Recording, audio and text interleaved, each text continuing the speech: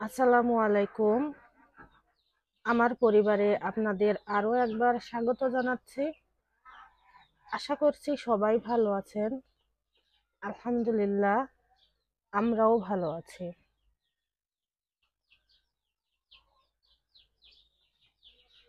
নতুন একটি সকালে নতুন একটি ব্লগ নিয়ে আপনাদের সামনে হাজির হয়েছি। আশা করছি আপনাদের আমার আজকের এই ভিডিওটি ভালো লাগবে। তো সকালে ঘুম থেকে উঠে অন্যান্য দিন তো অত বেশি চিন্তা ভাবনা করি না, যা রান্না করার মানে যে কোনো কিছু রান্না শুরু করে দিই। আর আজকে সকালে ঘুম থেকে উঠে মনে হচ্ছে কি রান্না করব এরকম। ফ্রিজে তো মাছ আছে, সবজি আছে, মাংস আছে, সেই দেশি মোরগের মাংস। তবে মাংস রান্না করব না, আমার খুব প্রিয় একজন মানুষ আসবে ইনশাল্লাহ আমার বাড়িতে। আল্লাহ যদি তার রিজিকে রাখে সেদিন রান্না করে খাওয়াবো, যেদিন আসবে। তবে কবে আসবে সেটা আসলে জানি না। তো ফ্রিজ থেকে মাছ বের করে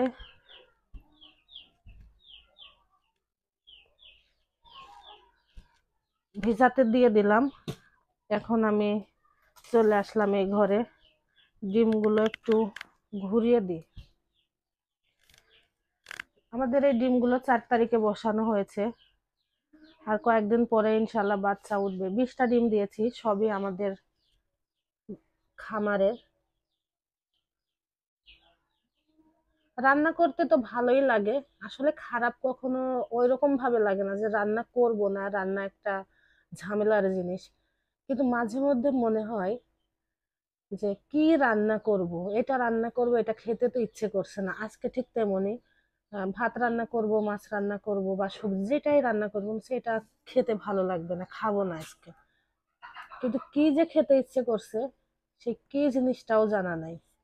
মানে মানে ভয়ঙ্কর একটা অবস্থা। আপনাদের সাথে এরকম হয় কিনা জানাবেন তো। তো যাই হোক, ডিম সবগুলো এভাবে ঘুরিয়ে দিই।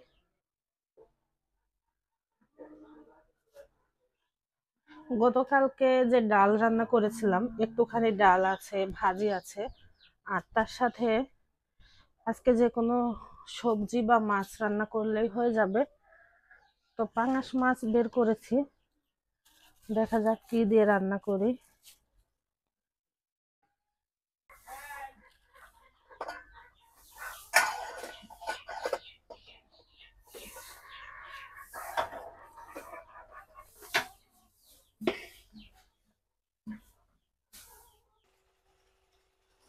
পাঙাশ মাছ ভেজে নিয়েছি, আর একটা আলু আর একটা বেগুন কেটেছিলাম। তো পরে মাছ ভাজা ভেজে নিলাম। ভেজে নেওয়ার পর দেখি আহ, তেলের পরিমাণ বেশি, এজন্য কয়েকটা শিম দিয়েছি। তো আলু, বেগুন আর শিম দিয়ে পাঙাশ মাছ রান্না করব। তার সাথে এদিকে আমি যে কালকে ডাল ছিল বের করেছি, গরম করে নেব। পটল ভাজা আছে একটুখানি, এটাও গরম করে নেব রান্নার পর।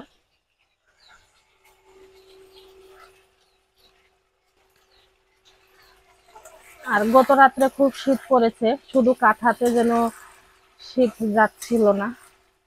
তো আজকে পাতলা কম্বল বের করতে হবে, না হলে আসলে কষ্ট হয়ে যায়। আজকে যেমন সব তরকারি মানে সবজি মাছ থাকা সত্ত্বেও মনে হচ্ছিল যে রান্নার জন্য কিছুই নাই, বা কি রান্না করব ভেবে পাচ্ছি না। তো মাঝে মধ্যে এমন হয় যে সবাই আছে, মনে হয় যেন আমার জন্য কেউ নাই, মানে একাকিত্ব লাগে। তো আপনাদের এমন লাগে কিনা কমেন্টে জানাবেন। মানে মাঝে মধ্যে, সব সময় না, কিছু কিছু সময়। আর ইদানিং কি হয়েছে, মা বাবার জন্য তো প্রত্যেকটা সন্তানেরই মায়া ভালোবাসা থাকেই। তো আমার মা দিনে 2 থেকে 3 বার ফোন দেয়। আর সন্ধ্যার পরে ওটা হচ্ছে আমার বাটন ফোন থেকেই ফোন দেয়।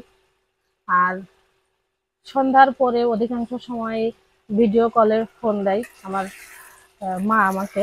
তো সেক্ষেত্রে দেখা যায় যতক্ষণই কথা বলি না কেন, সে 1 ঘন্টা হোক, আধা ঘন্টা বা 5 মিনিট বা 20, যতটুকু সময় হোক, রাখার আগে মুখটা এমন হয়ে যায় দুজনার যেন ফোন রাখতে ইচ্ছা করে না, আর খুব বেশি কান্না পেয়ে যায়, খুব মায়া লাগে। কিন্তু ওটা তো আর মাকে বলা যায় না। মাকে বলতে গেলে দেখা যাবে বলবে কি হয়েছে, কোনো অসুবিধা। মার জন্য যে খারাপ লাগে এটা কম বুঝবে, বেশি বুঝবে হয়তো বা আমি কোনো কষ্টে আছি, যার কারণে কিছুই বলতে পারি না। এক ধরনের চাপা কষ্ট।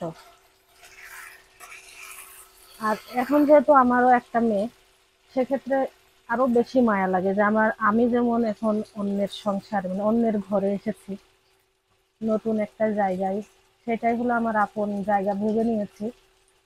আর আমার রক্তের সম্পর্কের যারা, তাদেরকে কত দূরে রেখে চলে এসেছি। আমার মেয়ে তো আমাকে রেখে একদিন ওইভাবেই চলে যাবে, এইভাবে আরো কষ্ট হয়। আর তখন যেন আমার মার প্রতি আরো বেশি মায়া লেগে যায়।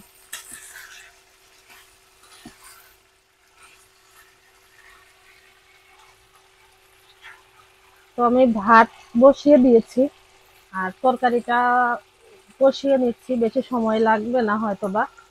তারপরে বাকি কাজগুলো করে নেব। আর আজকে তো বাড়তি কাজ, কম্বল বের করতে হবে, সাথে আমাদের ছাগলের জন্য একটা পোশাক বের করতে হবে। দেখবো বর্ণমালার বাবার কোনো ভারী গেঞ্জি আছে কিনা, যেটা ছাগলের গায়ে দেওয়া যায়। না হলে দেখছি ওর কষ্ট হচ্ছে, কারণ ওর ছাগলের গায়ের যে লোম ওইগুলো কেমন খাড়া হয়ে আছে, আর শীতে যেন কেমন জড়ো সড়ো হয়ে আছে, এটা বোঝাই যাচ্ছে।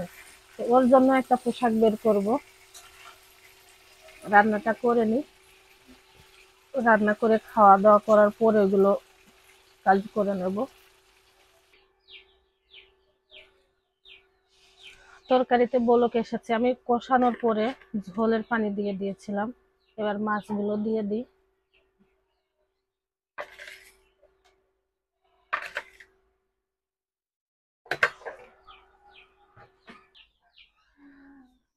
রান্না হয়ে গিয়েছে। আর এই যে এখানে ডাল গরম করে নিয়েছি, তার সাথে আছে একটা ডিম সিদ্ধ আমার মেয়ের জন্য, আর পটল ভাজা, শিম, আলু, বেগুন দিয়ে পাঙাশ মাছের ঝোল। এটা হচ্ছে আমাদের সকালের খাবার। দুপুরে মাছের তরকারি থাকবে, তার সাথে একটু কিছু ভর্তা দেব, তাহলেই হয়ে যাবে। কাঁথার দুটো এই আলমারির নিচটাতে রেখে দেব। এখানে শুধু কাঁথাই আছে, আর কম্বল আছে ওই ওই আলমারিতে, ওইখান থেকে বের করে নেব। কম্বল বের করে রোদে দিয়েছি। আর আমরা যেহেতু হঠাৎ করেই শহর থেকে গ্রামে চলে এসেছিলাম, তো যার কারণে গায়ের চাদর যে কোন কোথায় আছে, মানে আলমারিতেই আছে, এই আলমারিতে বা ওই আলমারিতে, তবে এক জায়গায় নাই। এসে যেমন সেমন করে রাখা হয়েছিল, আর পরে যে আবার গোছাবো সেটা হয়নি। তো এখন চাদরগুলো খুঁজে বের করে একটা জায়গায় সাইড করে রেখে দেব, কারণ এখন তো পাতলা চাদরের দরকার হবে। তো দুইটা তিনটা পেয়েছি। এটা হচ্ছে বর্ণমালার বাবার চাদর। তো এই চাদরটা সবসময় ব্যবহার করে না। আর এইরকম আর একটা চাদর আছে, এটা হলো হলুদ কালোর সাথে, আর একটা হচ্ছে লাল। তো আমার আর একটা চাদরও বের করেছি, ওই ঘরে রেখে এসেছি সম্ভবত। তো বাকি চাদরগুলো এক সাইড করে রেখে দিই। তারপরে বিছানার চাদরটা পাল্টাবো, খুবই নোংরা হয়েছে, অনেকদিন ধরে ব্যবহার করা হচ্ছে। তো এই বিছানার চাদরটা এখানে বিছায়ে এইটা হলো ধুয়ে দেব। সবগুলো চাদর খুঁজে পেয়েছি, এখানে রেখে দিলাম। আর সোয়েটার গুলো সামনে রাখলাম, যেন যে কোনো সময় পাওয়া যায়। এই যে সাদা কালো, আর এই একটা, আর পাতলা যেগুলো ওইগুলো বের করে নিয়েছি। আমার অতটা শীত বেশি লাগে না, তবে বর্ণমালার বাবা খুব শীতে কাবু, যার কারণে ওর শীতের পোশাক আগে থেকে বের করতে হয়। তো এই যে অলরেডি ও নিজে থেকে দুটো দেখলাম বের করে গায়ে দিচ্ছে গত 2 দিন ধরে। আমি আর একটা, যে এটা ফুল হাতা, বের করে নিলাম এটা। আর এই দুটো সোয়েটার এটা বর্ণমালার বাবারই, কিন্তু যে বছর কিনেছে সেই বছর থেকে আর গায়ে দেয় না। তো ফেলে দেব ফেলে দেব করে ওইভাবে রেখে দিয়েছিলাম, তোর ফেলা আর হয়নি। এখন দেখছি কাজে লাগবে, এটা না হলে নিচেরটা যে কোনো একটা আমাদের ছাগল বাবুকে গায়ে দিয়ে দেবো। আর কম্বল তো রোদে মেলে দিয়েছি, এখনো ভারী কম্বল গায়ে দেওয়ার মতো শীত পড়ে নাই। এই যে একটা বের করেছি, আর ওই পাশের একটা মেয়ের জন্য আর আলাদা করে এখনো বের করিনি। আর আমার মেয়ের জন্য আমার মা অলরেডি কম্বল আগে থেকেই দিয়েছিল। তো বাকি কাজগুলো করে নিই। আজকে ভিডিওটি এ পর্যন্তই। আপনারা ভালো থাকবেন, সুস্থ থাকবেন, সাবধানে থাকবেন, আমার পরিবারের জন্য দোয়া করবেন।